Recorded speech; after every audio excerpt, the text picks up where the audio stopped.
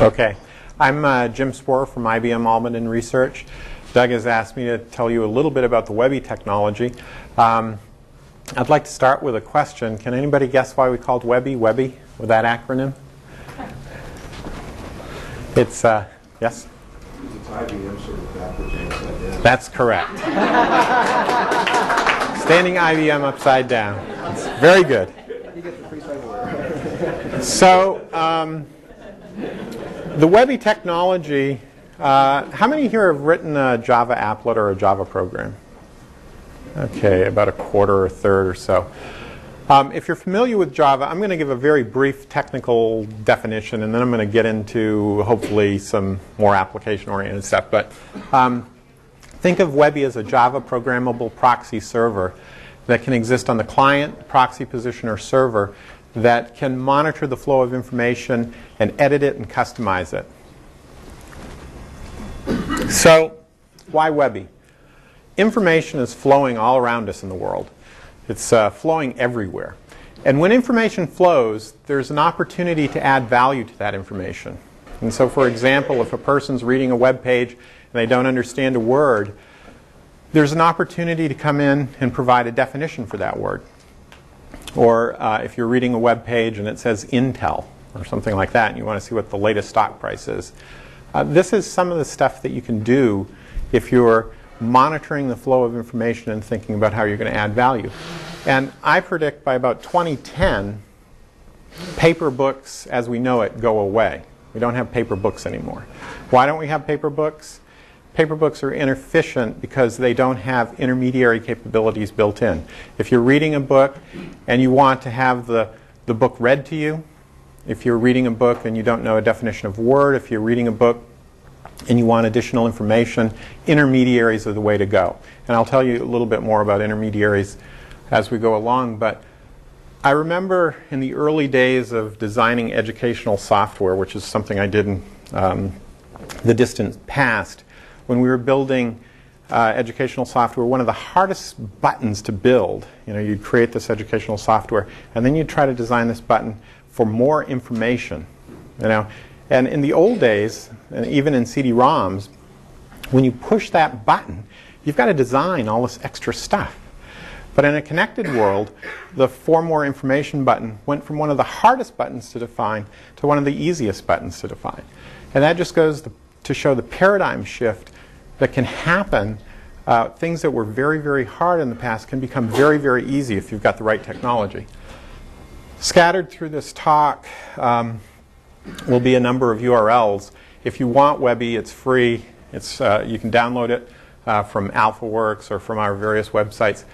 But you can also download a number of the applications that we've developed for Webby as well. Oops.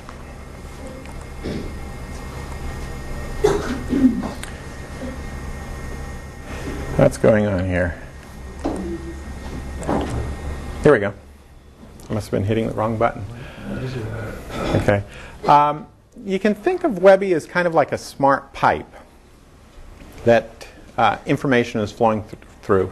And that smart pipe, as I said, can monitor the information that's going through it. It can edit it. It can generate it. It can modify that flow. And remember, the flow of information on the web is going both ways. It's not just information coming down from the server, but there's information going up as users fill out forms and so forth. What can you do with a smart pipe? Well, one of the biggest applications that IBM envisions is transcoding. As we have more and more pervasive devices that have smaller screens, black and white screens, you want to take information and run it through transcoders. Transcoders can take color images, turn them into grayscale images. If you've heard about, for example, Yahoo Anywhere, you want to have your Yahoo on your cell phone. Transcoding is the technical term we give to that translation of the information for a different form factor pervasive device. There's a lot of other things you can do, though. You can translate the content into a different language. One of the things you could do is make it more accessible. You could run it through text-to-speech systems. There's lots of useful things that you can do to information as it's flowing around. And one of the things that I do as a hobby now is as I'm driving to work, I listen to these radio stations that are constantly advertising .com companies here in Silicon. I don't know if that's the rest of the world as well. Probably it is. But here in Silicon Valley, you get all of these advertisements, .com this, .com this. If you're not converting from bricks to clicks, you're going to be extinct. So anyway, I hear about a lot of companies. And the thing is, more and more of the companies that I'm hearing about are what I call intermediary-based companies. And what do I mean by that? They're adding value to somebody else's stuff, is what I mean by that. And it's very interesting. If you look at Novell has Digital Me, there's eCode. There was even an article in the paper recently about these intermediaries. These are simple things that just fill out the forms for you. So you go to Amazon, you don't want to have to fill out the form every time. You go to another website, you don't want to have to fill it out, enter your credit card information over and over again. That's something that an intermediary can do for you. Another sort of intermediary application is like crit.org or Third Voice. And these are interesting intermediary applications because they change the control point a little bit. Someone puts up a website, and they're in charge of the content that's on that website. But what if somebody has a comment? I agree or I disagree. These are the sorts of capabilities that a crit.org or a Third Voice can do. Intermediaries are that kind of thing, right? Because if you think about having a programmable proxy server, what the proxy server can do is it gets the request to go to the web page, goes out and gets the web page, but it can also go to another source of information, combine it with that original information, and show you what somebody else might have wanted to say about that information. GuruNet, this is a great one. Every single word is hyperlinked. We term this advisors, and if you go to our Webby webpage, there's a medical advisor there. So you can be looking at any web page. If there's a medical term, we take you to one of the best online medical dictionaries on the web to see what the definition of the word is. There's also a lot of companies springing up like Are You Sure? And this is the comparison shopping. Now remember, this company didn't have to build eBay. This company didn't have to build Amazon.com. What it had to do is say, because this information exists out here, I can imagine someone wanting to do this thing, and I, the intermediary, can do it. So if you want to think about it, it's really like the middleman. I remember in the early stages of the evolution of the web, there was a lot of talk, the middleman goes away. No, the stupid middlemen go away. The ones who don't add any value go away. There's always a way you can add value to somebody else's stuff. So it becomes one of these, what I call enabling technologies. If you have an intermediary technology, there's so much more value that you can bring to other people's work. I could go on, but in the interest of time, I'll move along. This is for some of the developers or programmers in the group. This is the architecture. The intriguing thing that we're thinking about, of course, is that HTTP for the web is only one protocol for information flow. There's all sorts of protocols out there, WAP protocols, FTP protocols. There's even protocols for your television sets, the signals and information for your television. And this intermediary architecture notion is very, very general. How many of you know about TiVo, company TiVo? Just about everybody here, of course. TiVo is an intermediary play. Maybe it's just, I've got a hammer and everything looks like a nail, but it really is an intermediary play. And what the intermediary value is storage. So you're watching a TV show. What TiVo does is it stores up the programs. You can pause real-time television. That's the sort of thing you can do. This is, in Doug's terminology, one of those important infrastructure technologies. This is one of those capability infrastructure pieces that's coming into the world now. We're making this technology available to the world. It's freely available at AlphaWorks. We've had a lot of requests to make this more open, and that's one of the reasons I'm here. We'd like to hear from other people who are interested in working with us on creating that more open story. It looks like that was my last slide, so back to Doug. But if anybody, just one more thing, if anybody disagrees with the fact that books go away by 2010, the thing that I said, I can't remember if I said it to this group, is when's the last time you touched an LP record? Last week. Ah! Okay. So there will be people that still touch books in 2010, but most of us won't. Most of us probably haven't touched an LP record in about 5 or 10 years. We've got them in boxes in our garage, or we've gotten rid of them. Anyway. The Question? downloadable Webby software is freely available, but it's not open source. No. License. No, and I don't want to mislead anybody. This is something that we've got a lot of requests about. If somebody says, I want an open source intermediary, I can give you pointers to where there are open source intermediary codes. The technology that we've got right now is not open source. We've been getting a lot of requests for groups that would like to work with us, though, to make that possibility. And just so you know, IBM policy on this matter, we don't make things open source until a lot of customers have adopted a technology and said it would be beneficial to make it open source. So we want serious people who are willing to adopt the technology as it is today, start working with it so we can show some credibility to their request, not just someone saying, gee, it would be great if that was open source. We make it open source and they walk the other way and don't do anything with it. So that's what we're looking for, is credible partners who will work with us to really ensure that if it's made open source, it evolves and there's the right structures there. And I can't guarantee that. I can only speak about what the technology is and the process that we might go through to reach that. Yes? Mm-hmm. If books go away by 2010, do you think that the replacement will be covered by shrink-wrap licenses? And if so, do you think that, therefore, all copyright protections like fair use and first sale will also go away by 2010? That's a great question. This is really a coevolution question, to relate it back to Doug's discussion. This is where technology can take us some places, but we need laws to get us there. I'm not going to predict how the laws are going to evolve, because it's hard to do that because business models change. And there could be business models that change, and we're seeing this with the MP3 stuff right now, that's very, very hard to predict.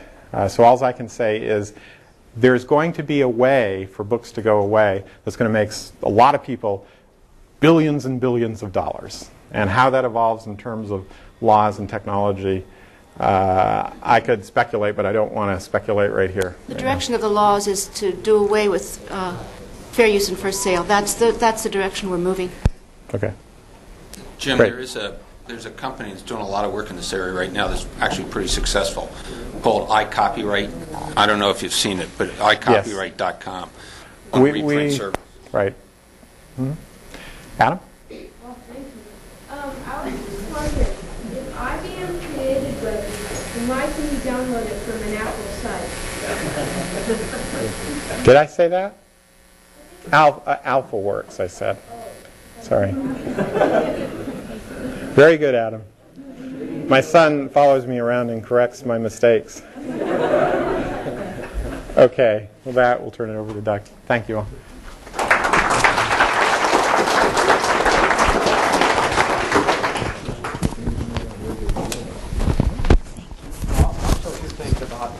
Kind of usage I'd like to stick it to, and then we'll start with more people here and get some dialogue going at the end. This is great. Here's one use for Webby. So I just in general numbered the interactions. This is the human, the browser client that we talked, general intermediary if it's Webby, and an ordinary web server. So your client sends message 1 to the intermediary. Suppose that's what you think is an ordinary URL. It says, I want something. It says, okay, I know where to go, and it sends there, and what comes back is an ordinary HTML code for a page of something. So you could get this thing conditioned so it could transcode that. So what you see then is something else, that you invent some new kinds of things you'd add to this URL that would say what kind of a view I want, just the way ours does. So it would generate that and come back and give you a view like that. So it could give you one line or other kinds of optional views, etc. So we could just start right out exploring and giving people the use. And so if other people came to this site and found something and they could follow a link, if we could get it switched so that when they go off and look at something that we cite them here, they would get delivered that other view too. And you could just start showing. So a community that got started this could start doing that with optional views, etc. So this could go even further. It's like saying, well, this could be a non-HTML file server like that. So what comes back here is HTML. So you again get the kind of link conventions you're going to use just privately here, so that it goes there, it comes back, and calls in some other kind of transcoding relationship here.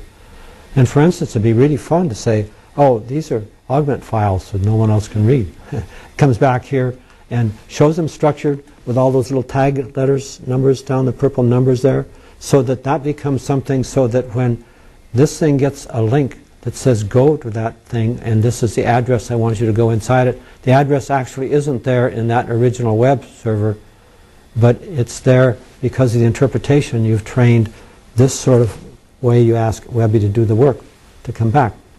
So it could just open up a whole bunch of what the kind of OHS things we're talking about to do, something like that. So then you could even go to a CAD system. This is the kind of thing we were talking about in McDonnell Douglas. Boy, that would be terrific. That you have documentation here that talks about different things in design. Click on a link and you get back a particular extract from the CAD system with included specifications if you wish. And they could be in the form of links too, that you could go off and see the actual formal specification that that thing was being built to. So it just opens up a whole bunch of stuff. Andrew? Just another quick example. The microcosm multimedia system uses this technique to, instead of giving you back one link, give you back a number of links so that you have multiple overlapping links, which you can't do in the existing web. By exactly this kind of intermediary process where it inserts proxy. And a lot of tools do that. Great. And then there was another thing that we could do inside of Augment that was very valuable. It's that indirect linking I mentioned before. See? So he says, okay, I could do that here. If I tell Webby, hey, there's a link up in server A that he's pointing to some reference. I don't care what you do, but I want to go there and go to where that link is pointing. So this thing goes up there, gets that, comes back, goes here and comes back and gives it to me formulated. And things of this sort. So there are many things that aren't in the current sort of environment for what you can do with web stuff that you could start experimenting with. And the thing that need is get the conventions for what the Webby would do about it, and get the conventions for how you put the request in here. And those are just the kind of things that the standards in the XML and XML that they are interested in. So to get a body of users that will start saying, let's get a coherent sort of application area like this going and experimenting with this and the evolution of it, I think, would that be nice to have? Or scary? Yes, and yes. Okay, so there are other things. It's like Tanya is going to come up next and talk about the crit system that's being experimented, and this is a way to start harnessing backlinks, and that's been on our list since the 70s. We can never get the resources to do it at a time like that, but if you have sort of in a database a way to collect who's pointing to whom and what kind of typing they put on the way the links go, etc., then that database could answer for you, hey, I'm looking in this document at a given place, who's pointing at it among a certain subset of the population with what classes of typing on the links that they point to it, and I want to see them. And if they've had a certain type would have a comment on it, I'd like to show that in a given window or something. So that's the kind of thing you could agree with Webby, and then another thing here would be the database that's being stored in. So these are things that could really start getting explored that I just think would add a huge amount of value in the world, and that's the kind of approach for the OHS that I'm really interested in doing. And well, to see also the idea that you could get smart agents in there working for you. Just that, oh, what a nice place to sort of introduce them and start getting them to work for you. And so that's the kind of thing that we're going to ask Adam Chire, who's been in that business for a long time, to talk to. So next we have somebody called Tanya Jones, who has this exotic name, and that name scared me for a while till then I found out she's just a nice girl. Don't spoil them. So she's going to talk about the crit, and she's a staff member at Foresight. She says she has an official title there, and the Foresight Institute is the sort of pioneering one pushing this nanotechnology. It's just great to have her here anyway. So okay, Tanya Jones, you're on the air. You know how it goes.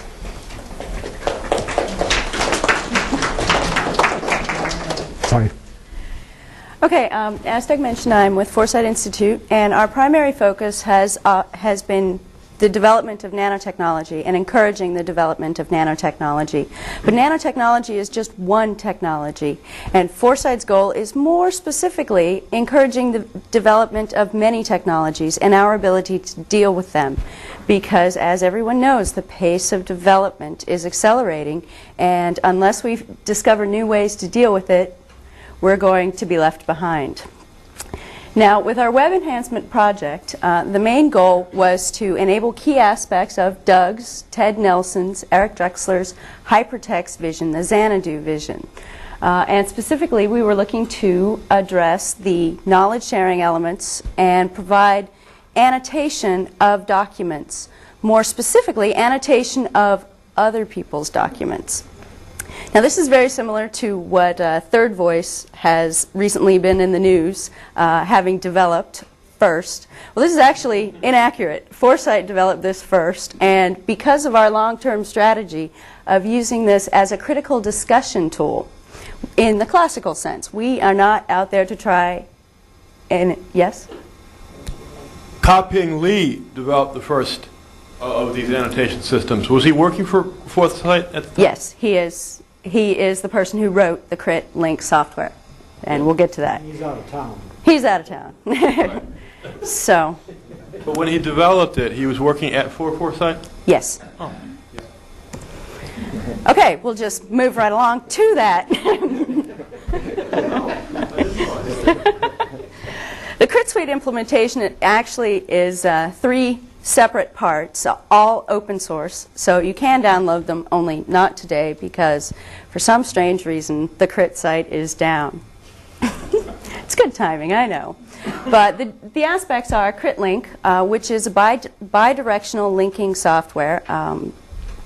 It's a modified proxy server whereby if you enter a URL and simply append crit.org to the front of the URL, it will go to our mediator and retrieve the documents that you're searching for and check its database to see if anyone has made any comments and associated them with this document. And then you'll receive a view whereby all of the comments that are on the page are displayed as little tiny triangles.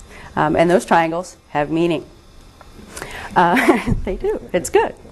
Another part is the Crit Map, which is a graphical navigation tool which shows the forward and the back links of a target document and allows you to actually navigate along the links as your interest allows. The third aspect is Crit Mail, which converts the email archives into web documents. We found this to be a really useful part of the system simply because so much email was being generated by the discussions associated with this project that having them accessible through a web system was much more easy. The Crit Link aspect works in all browsers, no downloads required, which turned out to be really useful. But the Crit Map part is a Java applet where you actually have to download the software the first time.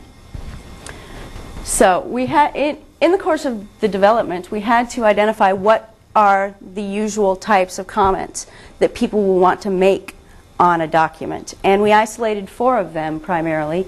Comment, query, you support a document, or you have issues with it. And we used different color codings to allow quick and easy visual confirmation of what type of comment was associated with the document.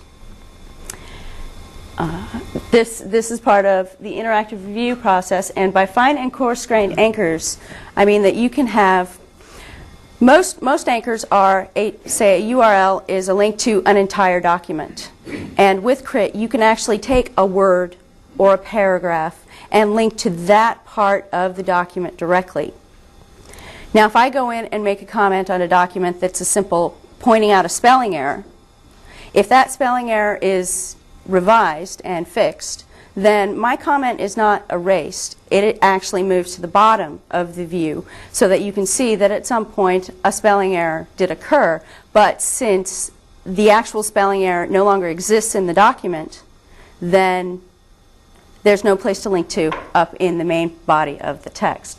So by delete disabled, we mean that you can't delete anything unless, this is the catch, the individual goes in and changes the original URL of the document. Okay. Private or public servers simply means that you can have, you can set this up behind a firewall for your internal operations, or you can go through CRIT's public system or set up a private server of your own and allow people access to it. So this is hard to read, but is actually a view. Foresight was using the CRIT software to initiate discussions on what we consider to be interesting topics. This is an example of an openness and privacy discussion that we were holding based on David Brin's recent book, The Transparent Society. Now, David gave us permission to put up the first couple of chapters of his book on the web and allow people to discuss it. And what this shows is actually, on the left side, all of the pages linking to the home page of that, and on the right, the links that were linked from the homepage discussion. And this is just a little, even harder to see. This was showing some of the comments on the first chapter, and you can see, if you look very closely, the color coordination of the link types. But this is a much more realistic view of what web pages look like when you consider all of the links. This is a mock-up that Terry Stanley did to show a computer security discussion. And this actually better illustrates some of the elements that that are associated with the software. For example, you have the title. This is our focus document. You have the title, you have the author. You also have information on the author linking down here to the right from this document. You have the date it was entered into the CRIT system, and this is a key point. Any page, any web page can actually be viewed using this mediator, but you have to visit it first. You have to visit it the first time to enter it into our database.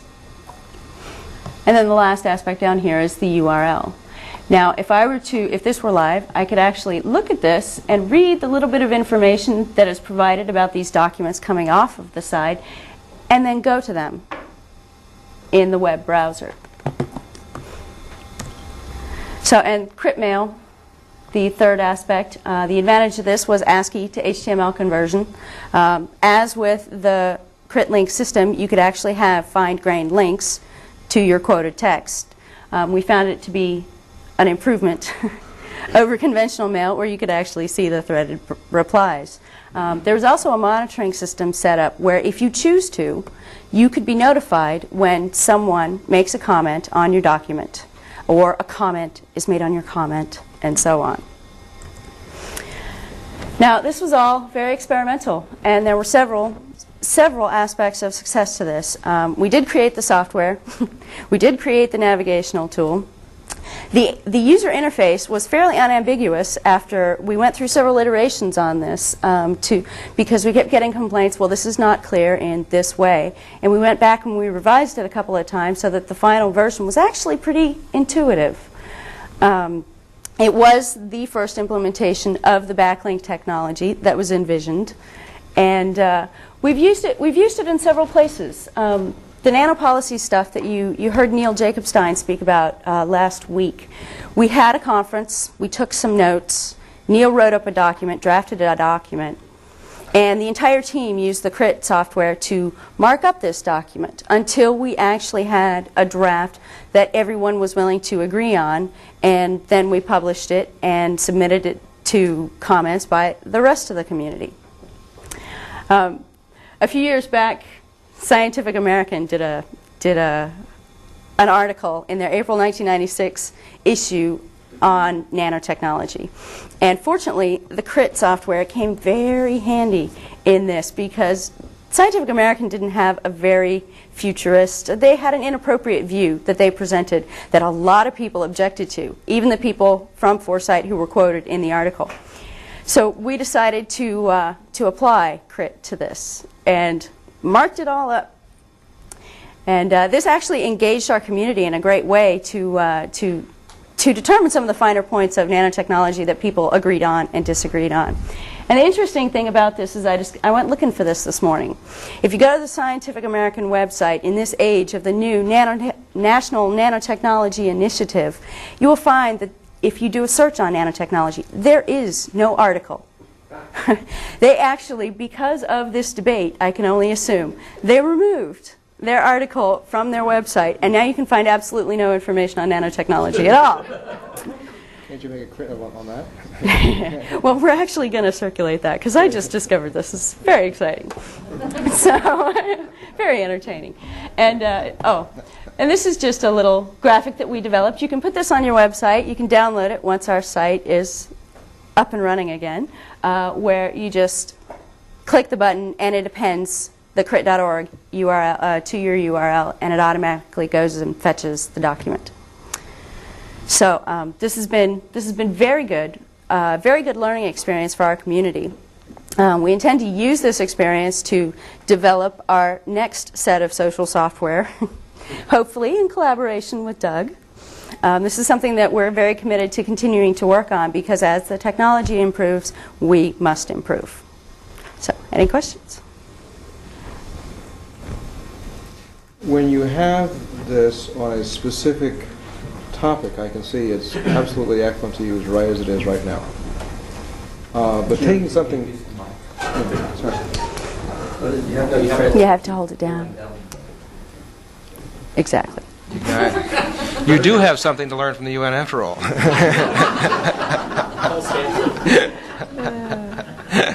I can see that this is excellent to use right now as it is on very specific topics and so forth. What about, as you're going through it, I was saying, God, if I did this on ours, we have stuff going across such a broad range through so many different people with so many different languages and different kinds of vocabularies and ways of speaking that after a couple of days I'd have one whopper set of spaghetti. What do you suggest? Well, we have discovered that using this for single projects is much more effective. Single documents.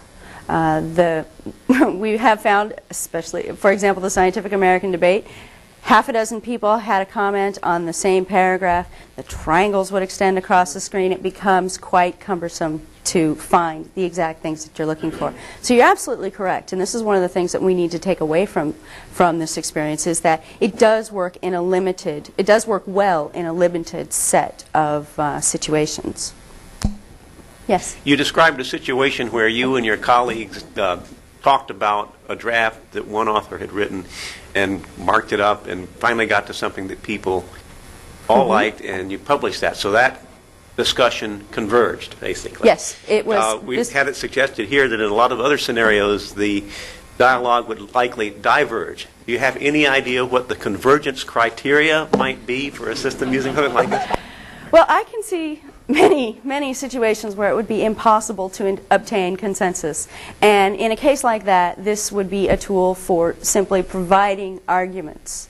You know, supporting issues and issues of disagreement. But if you can't, if enough information in the world is not going to change someone's mind, this tool is not going to help. No, but it can clarify the confusion, my comment before. Yes. You may not know the truth, but you ought to be darn clear about the confusion. And that's useful. That is useful information. Okay, thank you.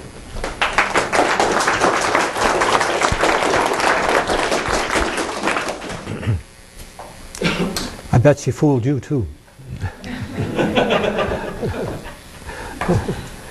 Okay, so this is beginning to get some dynamics that I really like, because the kind of thing we've been talking about is how do we get a dynamic repository that really starts collecting all these kind of things and then starts integrating it to be better at collecting these kind of things. That's the bootstrapping, see? and then turning to say, hey, from all this, you can get, Jerry Glenn, you can get a better and better picture of what's available for you to choose for what you're going to do. And not that we would say that's what you should do, but give you the chance to make your decision best. And so anyway, just a brief thing to acknowledge that the World Wide Web Consortium and the XML activity is a very, very important one, and that we're lucky to have John Bozak here. So this is our salute to you, John, for coming. And the next one is saying, I'm just going to introduce you to the world a little bit here, because he's going to sit there and be part of a panel discussion later, and you ought to know who it is. We didn't plaster him with a job of making a presentation. He could. Anyway, so he's been the XML architect at Sun Microsystems, and I gather he has started the whole XML movement and is the current leader of the working group at the World Wide Web Consortium on this. And so he gave me these URLs here that will be available on these slides when people can go look at them. And someday these things will go out there and they'll just be clickable HTML sort of things, of course, which we'd like to be able to manage like that. So just what's publicly visible at the World Wide Web Consortium draft and recommendations. And the best site for XML information happens to be what the OASIS people run. So that's good to know. So anyway, that's all for you to follow. So anyway, the next thing that we would just add to say that in this environment of the OHS, we know that we're going to want to start learning how to integrate smart AI modules and call agents like that. And people, I remember they were telling me in the 60s that I shouldn't be letting things be hard, because the computer's going to get so smart it would figure out what you knew and be able to interface at your level. See, and anyway, I said, well, that's great, but meanwhile, but the picture I have about it is that the people and these smart agents are like a team. And if they're trying to work towards supporting what the human needs out of that, then the human's got to learn things about how best you harness this team. So they can be very smart aliens, etc. And of course they're just panting there to try to do what you want them to do. But how do you direct them, herd them, keep them in shape and stuff like that? So I don't picture them as just removing work from us. It's sort of more challenge, in fact, and the kind of things where we can really start refining what we do. But they're sitting there as an interface sort of support for you, just as a very rich thing. So anyway, I think that they'll actually call for new levels of sophistication in how we humans think and work. And I really keep rejecting this idea of automating these. So anyway, the challenge is harnessing them effectively, and we're lucky to have this guy named Adam Chire, who now is Director of Research at VerticalNet in Palo Alto. And not too long ago, he was a researcher for years at SRI's Artificial Intelligence Center. And one of the things he innovated was quite notable is this open agent architecture, etc., which is getting a lot of acclaim in areas of people who understand it better than I do. So I'll go for that. So I like him anyway. And so Adam Chire is going to come and tell you something about the open agents and OHS.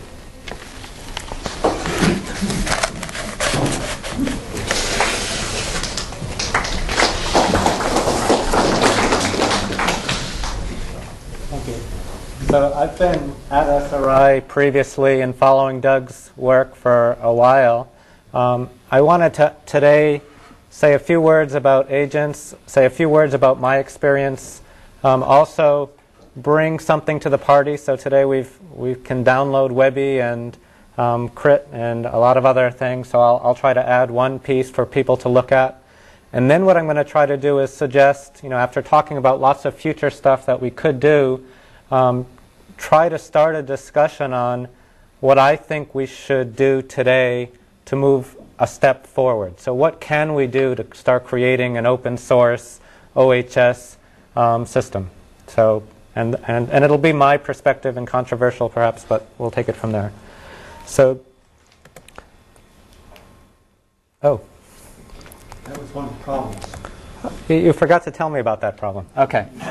So it looks like this slide, what I wanted to do was was say that the word agent actually means many different things to many people. And when you first go to an agent conference these days, you have to ask, what do you mean by agent, and define what the same. So I had this great picture with lots of examples of different types of things people are calling agents, and I'll just run through them verbally, and hopefully we'll update the website and people can go back and look at that later. I was integrating that about 6:30 this morning, and his text disappeared, and I'm not smart enough to know what to do about it.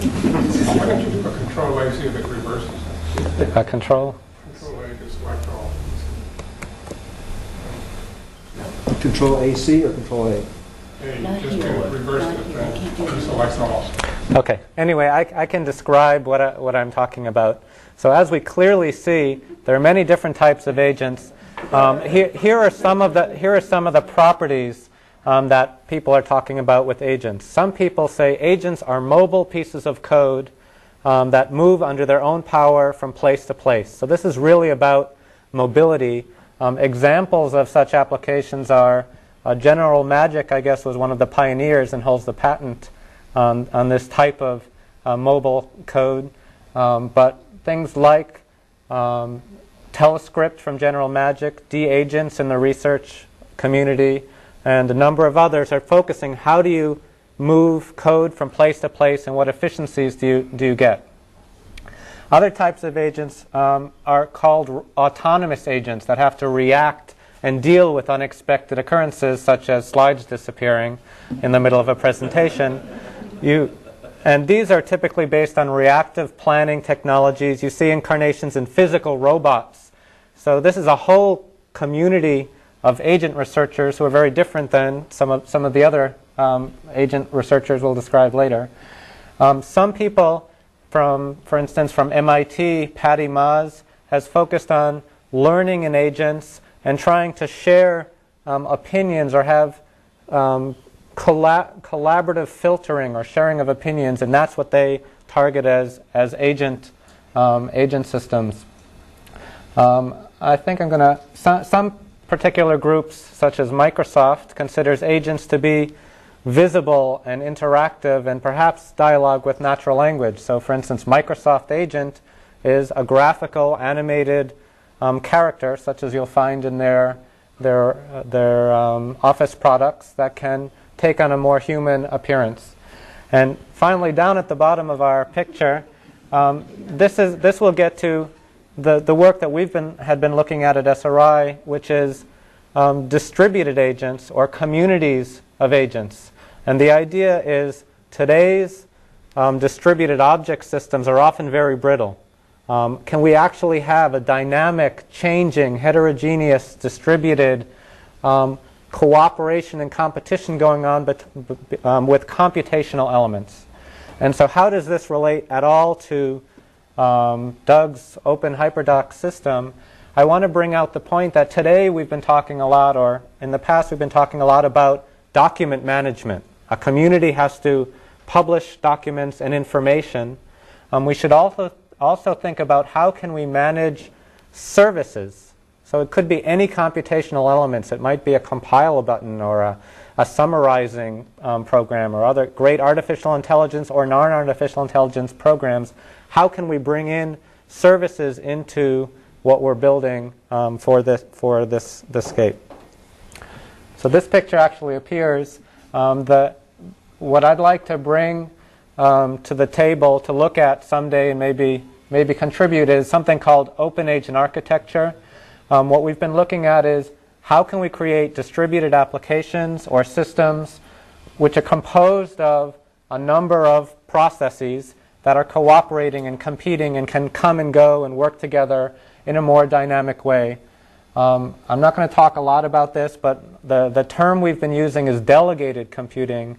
The idea is if you have typically in distributed object technology today, like Genie or Corba or messaging systems, one object, the client, needs a service from another object, the provider, and there's code in that client to find the object and to call it. And that's very unflexible. If now you have hard-coded logic in the control of the client for how it's going to interact with others. In a delegated computing, the key idea is, can I describe a task that can be at arbitrary levels of detail? If I want to know exactly how it'll be done, I can say that. If I don't care, here, I want to do this, you programs or agents in the world work on this task together, and clearly you can see how humans may become part of the loop. Anyway, we've had, over the years, we've built some 40 applications and wrapped lots of technologies, some AI and some not, into agents that can communicate and dialogue, and papers on this and software can be downloaded in near open source, not pure open source, from openagent.com, which is just an easy reference to SRI's pages on this matter. Through this infrastructure, what we were trying to do is, as Doug said, we don't want the AI programs to just solve all problems. We were looking at how do you build distributed flexible systems, and how do humans interact. If you had this distributed, delegated, wonderful blob of computational power, how will humans interact with it? On the left side of this slide, you see some of the dimensions that we were working at. We want to be able to access our information and services from anywhere. If I have a telephone, I want to be able to speak to it and pull up things from my desktop or other websites. If I have a desktop machine, I can visually see answers. If I have both, how do I manage the combination of speaking and using the available resources? This is an example of something that could be very hard to do if you had to code every possibility. Delegated computing simplifies this task. Another dimension is multimodal interfaces. What does this mean? When I'm talking with you, I'll be pointing and circling and gesturing and writing and speaking all together. It's a great way for humans to talk to humans. We were looking at how could you do this as a way of tasking or delegating tasks to a community of agents. Another dimension we were looking at is, in such an architecture, if a human can talk to all these agents and agents are cooperating and communicating with each other, it would be great if multiple humans could come together in the same space, work on problems where some automated systems are doing some work, some humans are doing some work. And so we have several applications looking at that. A next dimension we looked at was avatars. So this is the Microsoft agent idea. Some systems today are the humans always in control, do this, get this, this is what I want. Well, if you introduce sort of more social elements into computing, some avatars or agents might give it suggestions or watch what you're doing and give criticisms or help you dialogue, answer questions, take you on tours, explain things for you. So the social dynamic, especially when multiple people are working together and agents have to start to obey some of these social conventions, how does that work and where do the problems arise from that? And then finally, some of our latest applications we're looking at augmented environments. This means that my place in this giant community world, my physical location, actually may have impact on what I'm dialoguing with. So if I'm walking down a hall, information should be appearing contextually that will be relevant to what I'm doing at that moment and where I am and who I am. So again, a very hard-coded approach would be very difficult to take in this. So delegated computing was a way of studying sort of a continuum of how people and agents can work together in a space, and some of the readings and software that we have can be downloaded, and maybe we can find a way to, in the future, fold some of this into our communities of knowledge and services. So finally, I'm going to take, I've been sort of watching Doug and Doug's groups for about a year and a half, and we all agree we want to create something, software that takes some of these wonderful ideas and modernizes them with the appropriate standards. The problem has been there's been so many there's so much to do and so many ways to do it. It's hard to get enough consensus to really move forward. So this is an issue. What I wanted to do was put forward, this is my particular take, and Doug let me speak, so I'm going to get to say this. But are there things we can agree on? Can we find something that we agree on, that we don't have to do massive amounts of coding, and we can move at least in the right direction? And it may not solve all problems, but maybe we can come to a consensus on this. So the first thing is, when I started, I heard about the open HyperDoc system. I said, great, tell me what it is. I'll code it up in a weekend. How hard could it be? The more I learned about it, I'm like, oh, this is big. And every time I made a proposal, Doug would say, well, what about this aspect? So my idea is we need to have a target. And for me, and it has to be different enough than what we can do today. And it's always a very tricky thing because pieces exist. But what my proposal is, the first target is, I want to have an augment-like system that can manage 4 types of documents. Email, so sort of like hypermail or something like that, existing web pages, augment files, so we should translate that and use the wealth of knowledge there, and source code. And source code so we can continue this development in it. And I want to have a web browser where if we have these 4 things, we can already have source code which has hyperlinks to the specifications, which have discussions and annotations on what we should do next, and it's already, those 4 things may be enough to get us going. And the actual capability, so this is not the full-blown OHS, but I want publishing. We have to be able to publish back to the server somehow. Version control would be great, especially if we're going to do source code. We need to have the adaptable views. So be able to see things in different ways, because that, I think, is really key to what I've seen, one of the key elements in Doug's work. And we need a way of an editor to be able to publish it back in. So I was trying to look at all the different ways we could accomplish these things. The first thing I said was XML, the documents that we manage, XML, I feel strongly about it. It's the way to go. Now, maybe this will be an argument and not, but I think it's going to be the future of the web. It's structured. There's not that many choices. Can we all agree on that? And we'll take this offline. But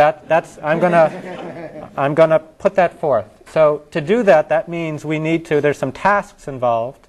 To get these documents, we need to have some sort of translators in some form that we can store things in an XML-like content. So how do we get from source code to XML, for instance, for some language that we're developing, or languages?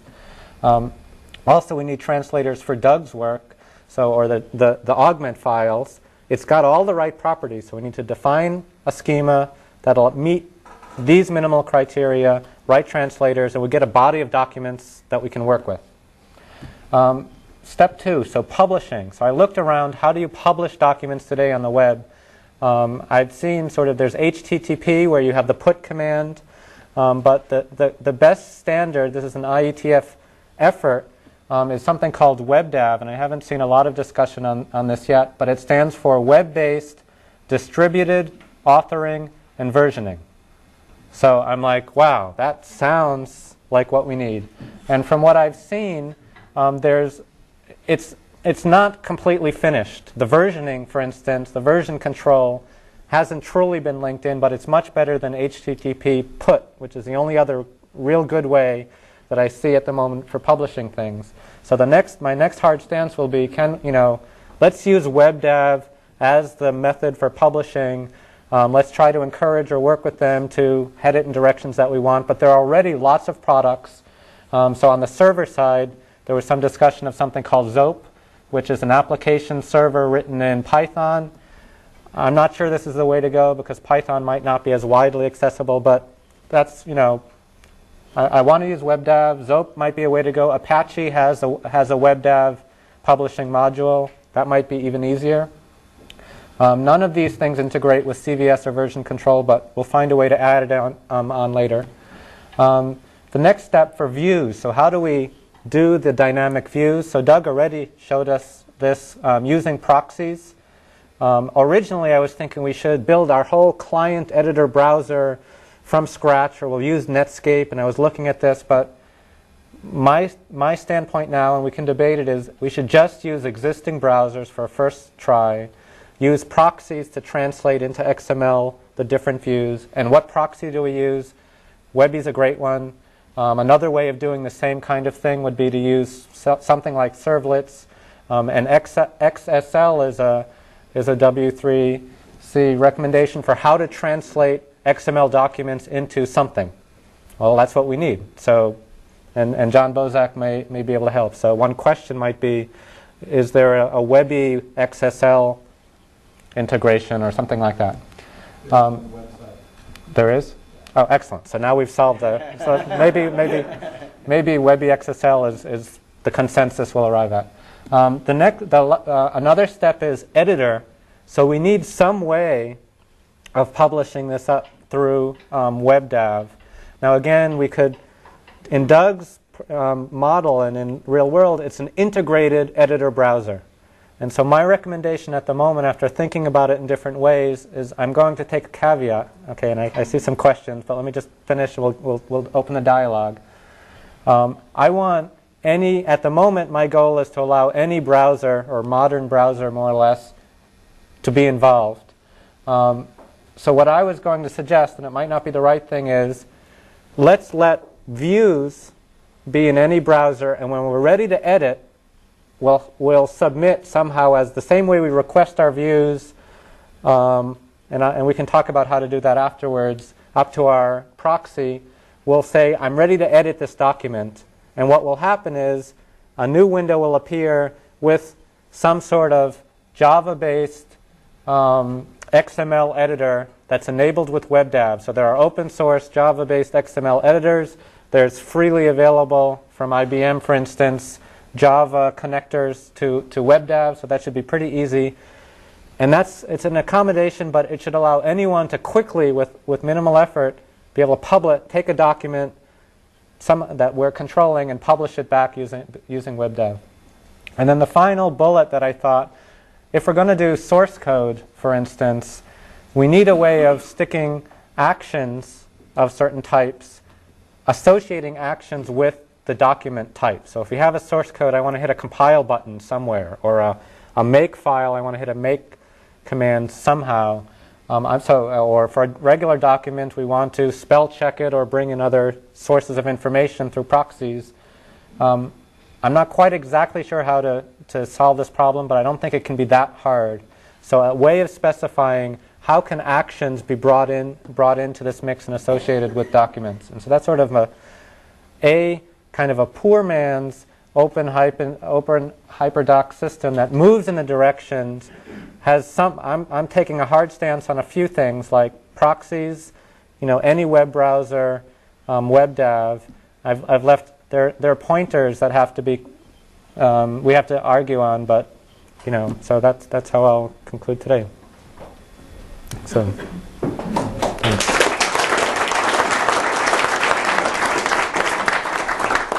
So we'll get some dialogue going. Yeah, great.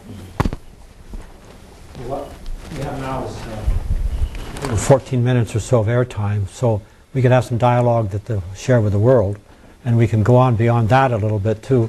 And one of the things I'd like to get as soon as we can is, if anything can aim at John Bozak about XML, just to give him a chance. Do you want to say anything at the start? Yeah, I'd like to say something about this. Hold your mic. Well, I'm supposed to be live through this thing. Yes. I am. I'm told that I am. Okay. I'm told that I'm alive. That's good to know. You wouldn't know virtually. I'm really delighted to see a concrete proposal. One of the reasons I'm delighted is because the organizers have promised me in a few weeks that I will get to propose something which, if it has any reality at all, which is still open to debate, would need this even to exist. So this is great, all right? So I'm real happy to see this. And we'll get to that when we get to it. There are some aspects of this that work only because of the very careful way things have been narrowed down. For example, create schemas and translators is like a black hole. Yes. Unless you've restricted it to just the 4 things you've listed. Right. Okay, that works. You could actually do that. I think the capabilities are the right ones, and I think most of the hardcore choices you're talking about are the right choices. I don't know enough about WebDAV to be able to endorse that. I know that there's nothing, well, I mean, this is a piece of negative knowledge. I know of nothing else in that space. So I'm hoping that's the right thing. I very much like the idea of doing something in conjunction with Apache. I would push that hard. Those of you who have been following XML probably know that the Apache has just had a huge wad of XML code donated to it, and a whole set of XML tools is being standardized under the Apache umbrella. IBM contributed a big chunk of it, Sun contributed some of it, Lotus contributed some of it, there are some other contributors. So you're getting a set of interoperable, open source, publicly available XML tools, and I think the suite of tools you're talking about would fit very nicely into that. So organizationally, I like that way of going. I love it. That's basically what I had to say about that. Now, I should also say that I don't have a presentation on purpose, right? It wasn't that I failed to make one. It was that I was told that we didn't want one this time. I would be happy if the organizers want to, sometime between now and the end of the series, to put together for you a presentation on XML and related standards that might be helpful if we're going to go down this road and get into that. Just because, okay, I mean, no problem. That is not a problem. So I've told Doug if he just gives me like a week to prepare it, I'll put together anything you want. I did post to the list a URL, which is slightly too long to read. It went out to the one list of a 4-hour tutorial on the subject I gave last June for University of California, if I can say that here. They haven't come down out of the stands. It wasn't Berkeley, it was SC, so it's cool. It's cool. It's all very cool. But anyway, so I put that on the list. But as I said, we could do that, and that beyond that, I probably shouldn't say anything, or I'll start talking for an hour and a half on the subject. But I'll be glad to answer questions if there are any about that. So let's just have some open dialogue. It's you and then you. When Doug mentions integrated editing and browsing, do you mean you're browsing, you hit a button, and then you get the XML source code? Or is that not sufficient? Do you edit the same exact rendered view that you browse in? Sure. How do you do that with XML? You've got XSL, for example, is designed to go only one way. Yeah. So in this proposal, I think I'm actually live as well. In this proposal, my accommodation was the XML editor would be a separate sort of ugly tree thing, and I didn't find a good way to do it yet in the existing model. And to do a truly integrated WYSIWYG, in a sense, editor browser, there are some out there. However, I think to do it in a very general way would be fairly hard. So this is an accommodation I took that would let any browser participate, and then we'll just have to figure out how to merge them better. Well, I might say that we had a principle that whatever editing you were allowed to do in any view was real, and it made the change that the other views would also recognize appropriately, etc. And it seems to me that that's the way humans need it. Let me brief. You have to be. Shame on you. Excellent work being done at Georgia Tech on this by cohorts of Alan Kay down there, Mark Gusdile. It's called a Swiki, and it's based on Squeak, which is the open source Smalltalk that we spun out of Apple a few years back, and that was Apple. They've been doing a lot of experiments, not only about what the interface should be like, but what are the social consequences of anybody being able to modify anything as you're browsing it. It's very interesting work. Yeah, there are two critical aspects to making editing work here. Editors are a bitch. Okay, that's just true. And the whole process of editing is its own nightmare, regardless of XML. Okay, but the thing that makes this work is, again, the fact that we're not talking about generic unlimited numbers of document types. We're talking about the 4 that are listed. So what we're really talking about is 4 different editors. One for stuff that started as email, one for stuff that started as HTML, one for stuff that started as augment, one for stuff that started as source code. This is believable, right? If you get into a generic editor, there are only 2 companies in the world that are making generic commercial XML editors, and they charge you $500 to $1,000 a seat, and quite rightly.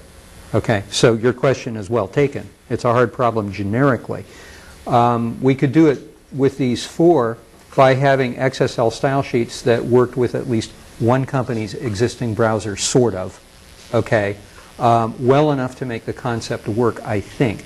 The really hard part of this, as long as we stay with just these 4 document types, is the version control and the check-in and check-out. All right, that's going to be difficult. There's selectable views. Doug considers it essential that you have multiple views, an unbounded number of different ways of viewing the same document. Is that not correct? Mm-hmm. And that seems to be the big thing, that you can't have that and editing at the same time. That's the hardest thing to get. I think you can have that in editing at the same time, but I don't think you want to. The other aspect of this was WYSIWYG. If WYSIWYG is a strange concept, and if you examine it carefully, it tends to fall apart and get away from you like a cloud of butterflies. I would not want to make that a hard WYSIWYGishness a hard requirement, if only because we could spend 6 months trying to define what we mean by it. Being able, however, to do a reasonable job of editing content, there's a concept called WYSIWYN, which is what you see is what you need, right? In other words, it's close enough to making the visual distinctions you're relying on to get a kind of implied logical structure, which is what people usually mean when they say, I want WYSIWYG. Right? You can get that without getting into fine detail about typography. Let's give Andrew a chance. He's got to go back to Australia after. Yeah, I've got a short answer and a long point. I'll just do the short one first. The Web Consortium's official testbed for this stuff is Amaya, which I'm amazed no one's mentioned, because in fact it's a integrated browser editor which already does HTML and which is very rapidly having XML support added. And is open source. And is open source, exactly. So that's the short answer that's relevant to this. The long point was that this is, I think this is a great venue, this colloquium, and I really hope that we have more of this kind of thing, because hopefully we'll get more cross-pollination, because I have attended and tracked, in my role working with TED and the Xanadu project, I have attended IETF working groups, I've been a member of the WebDAV group, the Hypermedia conferences and Hypertext conference series, Foresight Institute with Ping on the CRIT stuff, I'm a member of that, the Amaya project. I'm on a whole lot of these mailing lists and across a whole lot of these different projects and working groups, and I'm seeing a whole lot of wheel reinventing, and almost everybody who does this stuff is not aware of the other projects. There's a lot of this stuff that I've seen done before by other groups. Most of this kind of work has emerged since 1989, really, and there are groups in Europe, there are groups in England, groups in Austria, groups in Finland, groups in Japan, doing a lot of these kinds of things, and there's not enough cross-pollination. For example, OHS also stands for the Open Hypermedia System Working Group, which is a series of meetings of both the Hypertext conferences and also at Web Consortium and Digital Libraries conferences to try and provide an integrated common point of reference for all these kinds of projects so that they can talk to one another, so that instead of people building each new project every time at their own little university and then not being able to share any of the data, there could hopefully one day be some way that we could take all of the good work that's already been done by people building these kind of projects and actually interconnect them. That's great. So any other new blood getting in, or does our panel want to respond? So I'll just say a word. So I am aware of Amaya and its counterpart Jigsaw. It is, I was looking at, do we need to have a standalone separate client, a separate integrated browser and editor? And looking at Amaya, it still seemed, in order to bring sort of Doug viewing and to do these 4 goals, it still seemed like a lot of work left to do. It does sort of MathML and HTML pretty well, and it's on the right path, but it's still pretty far. And so this sort of proposal was so that any browser could start to play, and the editor browser part will evolve later. Yeah, let me refine my earlier point. I'm not suggesting that you should not do what you're doing. I'm not suggesting at all because, as you rightly point out, Amaya would perhaps be a quick solution to get something that's already written, but ultimately what you're doing goes beyond that, and that's very positive. And I certainly think that any group that is aware of previous work in the field and extending it and has legitimate reasons to develop additional tools is terrific. But there are a lot of these projects where people have done earlier research, and there's been, for example, user interfaces designed to help address some of these issues, and hardly anybody ever seems to actually track down those projects, obtain copies of the software, install it, and look at it and learn what can be learned and integrate it. That was really my point. Not that you shouldn't do what you're doing. I think you are, in fact, doing the right thing by enabling people with all browsers to use it. That's terrific, Andrew. Because we started out earlier talking about what we really knew. You have to start collecting the information and assessing it about what's the state of things. We call that the C-level work. And so that's what we really like, to get a group going that can build a repository of that, etc. And to be part of evolving to the bootstrapping. So I'm very pleased to hear about all this. And let's see, we're going off the air in about 5 seconds, so does anybody particularly want to say something on the air? Go ahead. Happy birthday to Doug on Sunday.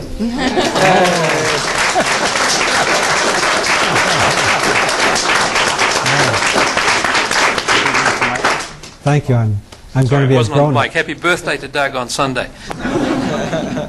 Yeah, I'm going to be a grown-up. Don't get carried away with it. Yeah, I don't want to. Right. Okay. Perhaps it was me, but I think I noticed an energy change in the room as that list was being introduced to us, and I think it got a lot of people's excitement, as well it should. And I like the list. I think that for some set of requirements, it's clearly the right list.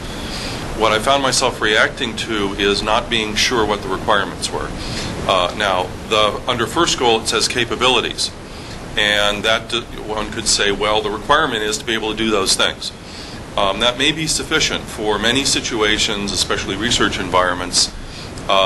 Creating the capabilities and then later worrying about how you're going to use them is exactly the right approach. For a large, diffuse, loosely connected, unfunded kind of activity, very often defining what the problem is you want to solve in the killer app sense, where the end user isn't one of the geeks, but is going to try to do some real work and would love to have whatever it is this can do, would be extremely helpful. And so I'd like to suggest, I don't have the proposal for what that should be, but except to propose that it should be something. Thank you. Eric Armstrong. I have a requirements document on the online OneList mailing server, and hopefully we can start to modify that, and there needs to be some things cut down to this proposal, which would be great, just to make it more feasible, and more things added, but you're absolutely right. Requirements is the first step. Yeah, I should clarify. The nature of this kind of thing is to say, what can we do soon? And it's trying to really walk a very difficult tightrope, which I think is exactly the right style of thing. And equally, there is a difficult requirement on the requirement, which is, what requirement is there that's interesting, useful, and near term that we can achieve doing this? What's your name to tell people? Dave Crocker. That sounds familiar. Okay. From the Crocker family that was involved how many years ago that we met? 28. Thank you. I needed help to get a demo going for the first demonstration of the ARPANET, and knew that the people at SRI were very friendly. That was a system I was using. And I found out that there was only one name attached to the system, the SRI system, at that time, and it was Doug. And I'd never met him, and I was not even a graduate student at that point. But I knew they were friendly people. So I asked him for some help, and he said, "Where are you?" And I said, well, I'm in Washington getting ready for a demo. He said, where are you? Turns out he was about 20 feet away from me.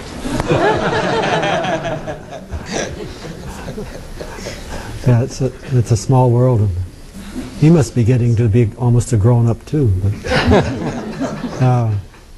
well, just because we're off the air doesn't mean we have to stop. And I don't know, that's something about the staff here isn't chartered to have to stay and keep us open forever. And but if you want to keep dialoguing, I think it's just terrific. And you know, all I say is, when you do focus on something and get going, let me come along with you. You know, for there they go. So, are there some more things about this that? Okay, Dick. I wanted to say, in particular, that I heard in the last 20 minutes several instances of a number of commercial organizations contributing to a freely shared output result. And I would like the people who are close to that to see if they can come up with any of the things that permitted that to happen, permitted IBM and Sun and Cisco or whoever to contribute software and effort into a common thing. Well, what strikes me is, yes, I agree with you, and what I'd like to see is that we sort of get a record of what kind of things have been said here. So, anyway, if anybody's taking notes for some of this, it would be very valuable. And it's, assumedly, we dream at times about having it all transcribed and interlinked or something, but just getting these. Before everybody left, I want to make a quick announcement. There is a good place to eat right down the way, just next door, building over from the faculty center where we all went the first night. And they serve a great burrito in there. I had a seafood burrito last night. It was awesome. And this nice little back room to practically take over after this. Well, that's a great idea. Tell us more. Yeah, tell us exactly where it is. Yeah, good. Is it walking distance? Yeah, we'll just follow you. All right. Okay.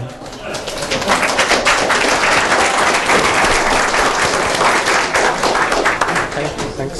Oh, man, this is great.